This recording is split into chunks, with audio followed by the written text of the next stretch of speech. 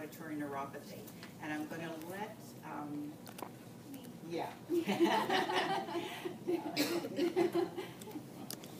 Angela Ferguson talk a little bit about her experience with auditory neuropathy. Hi, my name is Angela Ferguson. I'll go ahead and let you know where I'm from. My son is Aiden. He's 2.5. He has auditory neuropathy. He was 6 weeks premature, and once we got through all his medical issues, we were getting ready to leave the hospital, and he failed his hearing test. And so we went to Children's, and they said, your son has auditory neuropathy. Here's your packet. Have a nice day. And I remember like sitting there just bawling. And auditory neuropathy means that all of his hearing structures work.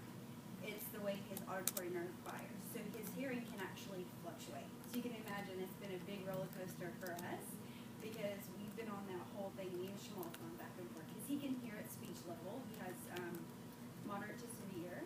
And then he actually is aided. And with aiding, he can hear at speech level. So he's talking, which is a big deal. Because when we first were diagnosed, we had no idea how he was going to communicate. We didn't know if he was going to be able to communicate. And so, but he signs and he speaks, which is amazing. And, you know, we've been in the program since we were 3 months old, and it was a big shock because we got the packet, and my husband went home, and we're like, oh my goodness, one more thing. And then this woman showed up on my doorstep.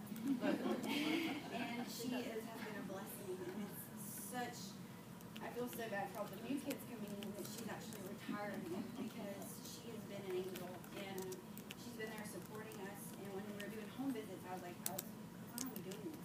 You know, he's baby. He doesn't know what she's talking about, but it's amazing because the early intervention is what matters the most. And when he started signing, when he was like little, I was like, okay, now I know why he's doing this. And so when it came time for him to, he calls her Nina, but Tina Lopez is the preschool teacher, and she's fabulous.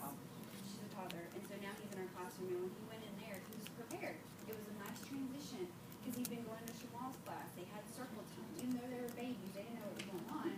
But when they reached 18 months, they knew, okay, this is school. I've been coming to this preschool, and now it was easy for them to transfer into the classroom.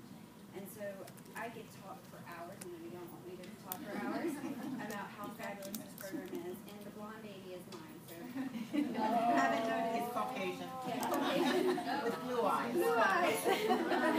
That's my baby. And Frankie's in there too. But Frankie.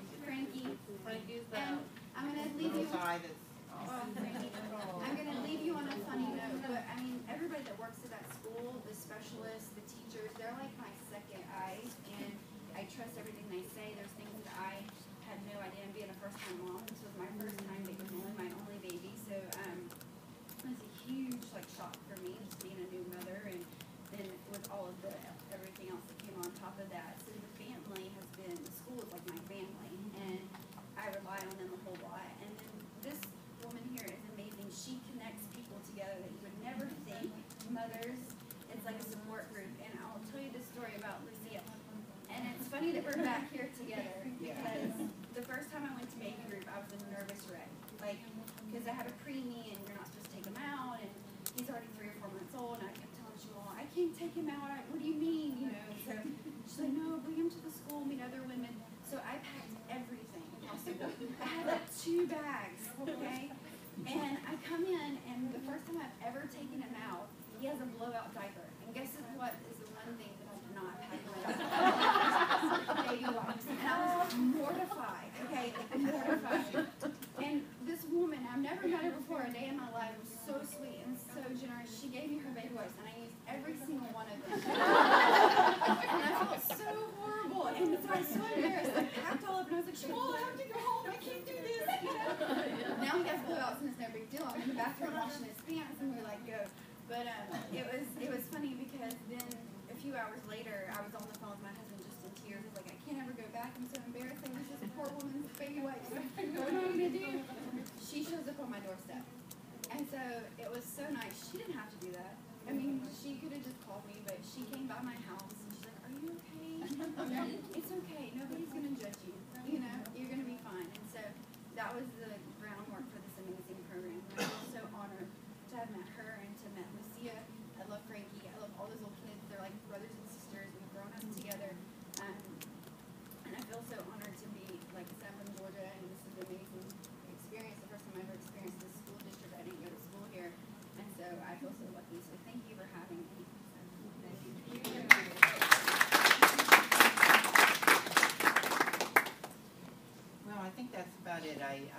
we want to leave some time for questions, right? Yes. I just had a question. The Early Start program for kids like preemies that don't have hearing loss go through the regional center. What's the difference between, because all three of my kids were preemies and they started out from the very beginning in the regional center through OT and PT and getting all their services until they were 3 and then went into the Robert Shear program. So what's the difference between? Yeah, the difference is that hearing loss, children with hearing loss, children with vision impairment, and children with orthopedically impaired are all considered low incidence. And the children with low incidence are served through the district in the Early Start program. As it is now, right now we're serving the deaf and hard of hearing primarily. We get usually a referral maybe once or twice a year. We could have a child with an orthopedic disability, so we don't really have a full-blown program for them. I do see a child in home visits who it was born with dwarfism, but she's not hearing impaired, at least as far as we know. She hasn't had a final test because of cranial issues. But then Regional Center of East Bay is responsible for all the other children with any kind of developmental delay. So there's 2 tracks. One is through the school district for low incidence only, okay, and the other track is through Regional Center providing early start. And what they do, I don't know what they do with your children, but they have home visitors, they have centers like We Care. One went through We Care. You went through We Care? And then all 3 went through Robert Shear. Okay, at the age of 3 then. Right, at 3, but they all got from 3 months on OT. Right. And then they went to the George Miller Center for OT with group, like how they're getting, but we got it with group. Right. 2 were in general and 1 is still special ed. But I was just curious what the difference was. That's all. Because Robert Shear isn't all 0 to 3. We're just we actually have 2 classrooms there, 2 rooms. The other rooms there are all 3 to 5. No, I was just curious what the No, a difference lot of was. family, actually even Carolyn asked me that too, you know, why? What are the kids we're serving and what is? Right. Yeah, and that's the big difference, is the low incidence. And for the children, and I think I was asked, you asked me if I would speak to the vision impaired program. And we did have a program before. We had a teacher, Jill Kane, who primarily worked with low incidence infants, but she retired. And then what we did as a district, contracted with blind babies.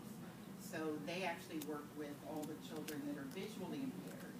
And then when they're 3, they come into the district and are served through the district. It's very small. Very small. Right now, I think we only have 3. Yeah. So not enough to hire our own team. Just to have the level of expertise that blind babies provide would be challenged. They service a greater area of our school.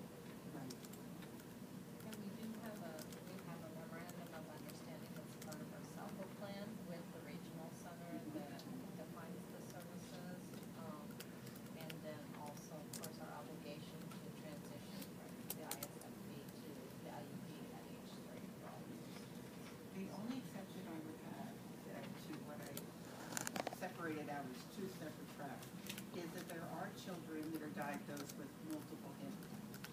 So if a child has deafness as one of the related disabilities, children with it's an acronym CHARGE, but there's a syndrome where deafness is part of it.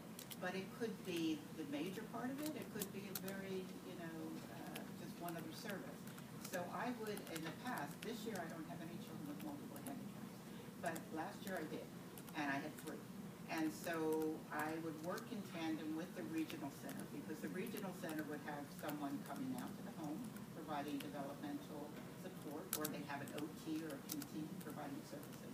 And then I would go out, and mine, it was still under regional center, they were the coordinator, but then I'd go under related services, and I would provide the hearing service to that child.